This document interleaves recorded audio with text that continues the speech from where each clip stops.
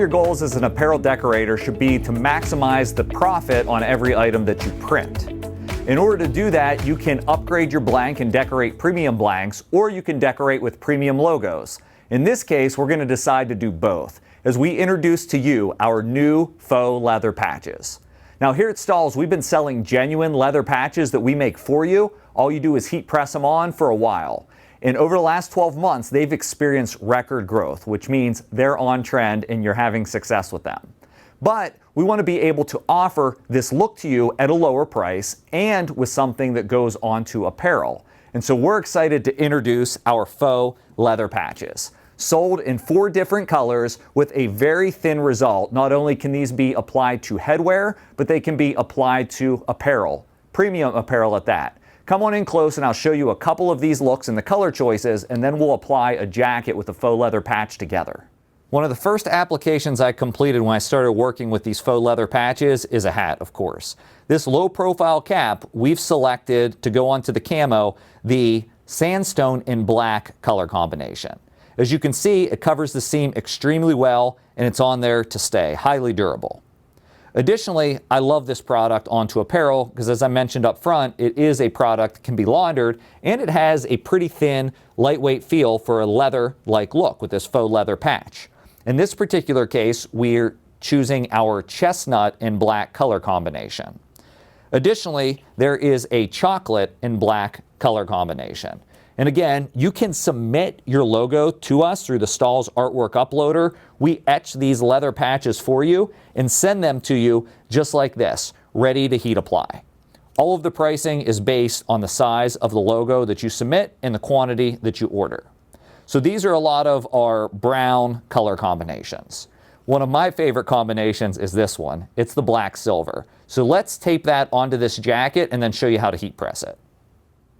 Okay, we're going to heat press this high-end performance jacket. I'm going to lay it out so I can get a nice full view of the jacket. The reason I'm doing this is these faux leather patches, they can be applied with top heat only, but it takes 360 degrees. That would most certainly scorch this performance poly.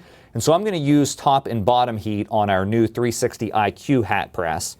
And I like to tape the logo out first before I move it to the hat press because it really just helps me with placement and making sure it's accurate. The last thing I want to do is damage a high-end jacket like this or even waste my time and my logo with the application. So this is a heat-resistant tape. It's called Thermo Tape. It's sold by Stahls. You can get it with a tape dispenser. Makes it very easy to kind of tape out and make sure your logo is into place. With it in place, let's unzip the jacket so I can get down to a easy-to-handle single layer, so I know my logo is not going to move. I flip it inside out. I am dealing with a single layer here. And we're going to slide that onto the print surface of my Hotronix 360 IQ. So just being careful not to move it. I'm just going to slide it in, bring it up to the print surface.